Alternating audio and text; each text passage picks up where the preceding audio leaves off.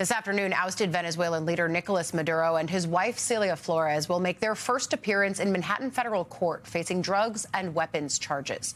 It comes just days after the couple was captured from their Caracas compound in a dark-of-night operation by U.S. Special Forces. It included more than 150 military aircraft.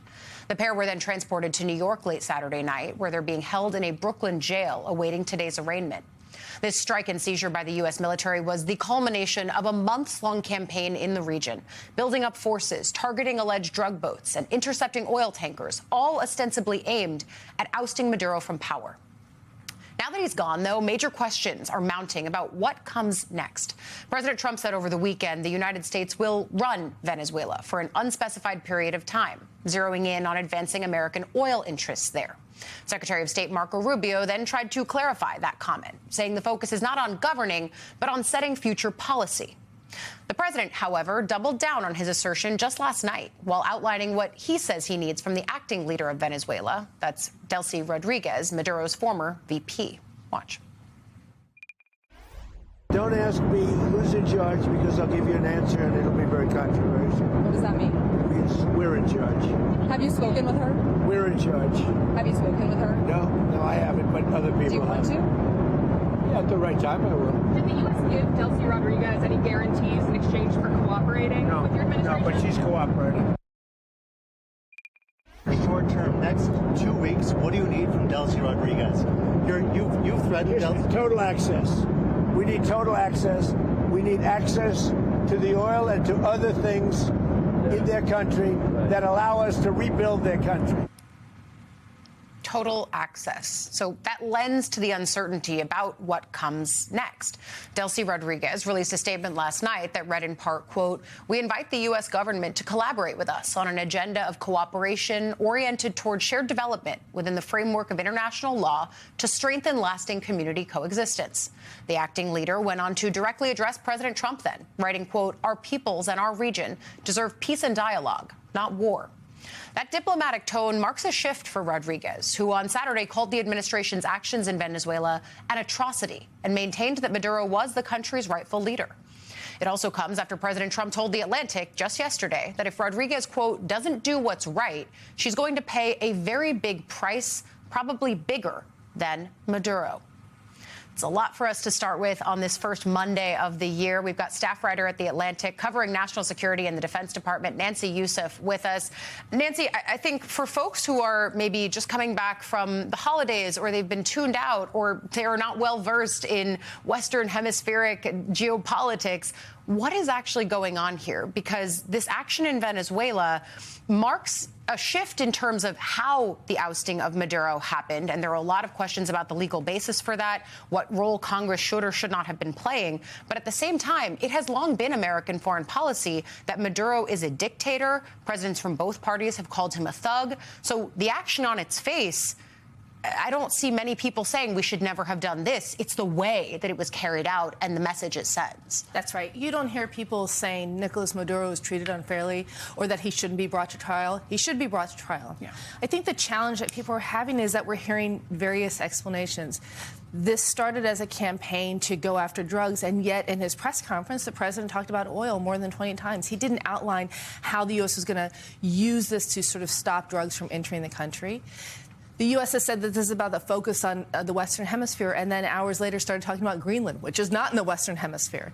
They talked about regime change, and yet the vice president, the minister of defense, the minister of interior are still in place, and every indication is that elements of the Maduro's government will still be in place. And so I think it's understandable that people are so confused, because throughout this process, we've heard shifting explanations for why this was a necessary military action, why the United States had to remove a sovereign leader from the country when it wasn't a clear imminent threat to the United States. Yeah, and I also think then the way that the administration is talking about it, and I think it's a bit of a rhetorical sleight of hand, especially when you start getting into the territory of should Congress have been consulted, should they have been the one to authorize military action, is Rubio and others are saying it was a targeted military action, but it was really the military going about a law enforcement operation. So you put that next to the claims that we are going to see Maduro in court alongside his wife a little bit later this afternoon, but you put that right along alongside the fact that Juan Orlando Hernandez,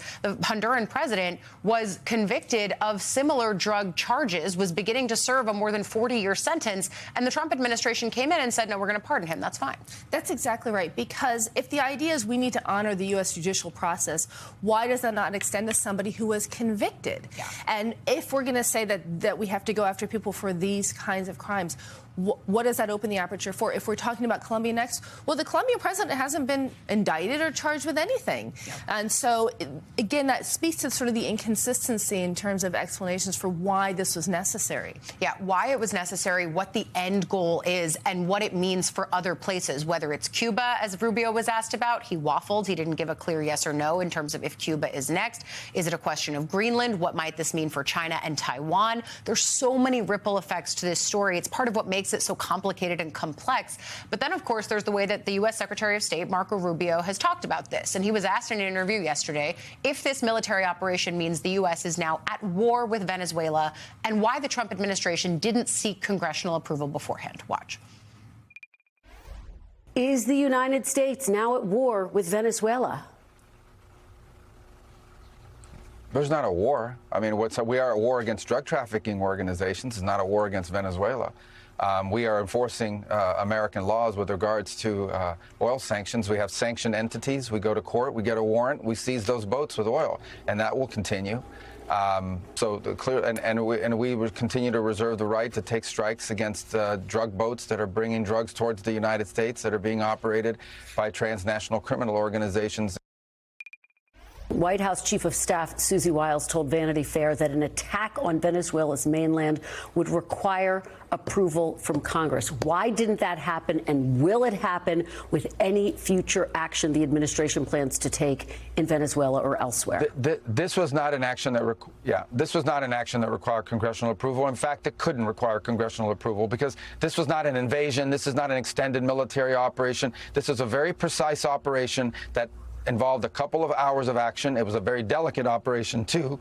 It was one that required all these conditions to be in place at the right time in the right place. You couldn't afford leaks. We couldn't afford anything out there that would have endangered the mission and gotten people killed or killed off the mission and the optionality.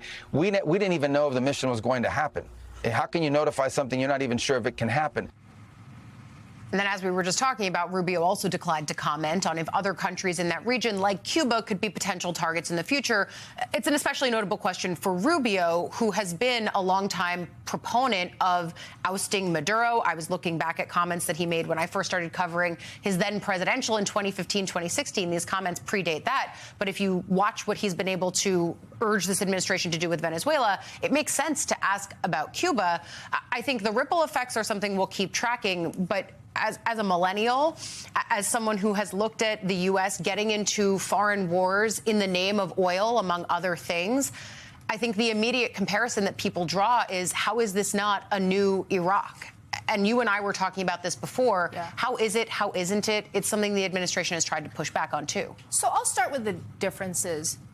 Venezuela was a democracy for 50 years. It has democracies as its neighbors. That was not true in the Middle East. Venezuelans know the opposition. They're related to them. They're friends with them in a way that Iraqis didn't have with the Iraqi opposition. But the challenge is that what Venezuela had that Iraq didn't have is a number of armed factions, some of them controlling territory. And we're not clear on where the Venezuelan military stands. Yeah. The most optimistic scenario is that Rodriguez leads a transition and eventually a democratic election. But the doomsday scenario is that you have various armed factions, including the military, fighting, and that rather than a transition to democracy, it's a transition to chaos as a power vacuum is filled with various armed groups, much more heavily armed than we saw in the Middle East, fighting for the future of Venezuela. And I think that brings us to where your piece, most recent piece, leaves us, which is even close allies are asking why Trump wants to run Venezuela. And it does not seem like there is a clear plan for whatever comes next. I think that's partly what's making people so nervous, is that the rationale of getting in is muddied among multiple different items, whether it's the narco trafficking charges that we're going to see Maduro and his wife come up on later, whether it's oil, whether it's democracy, is it regime change? There's an open question of what the goal is. And then, of course, how do you get there? What is the process? All of that, an open question as we start what's going to be a very busy week. Staff writer at The Atlantic, Nancy Youssef, thank you for coming on, starting us off. And everyone should read that latest piece on Venezuela. It is online right now. I read it before I came to the set today.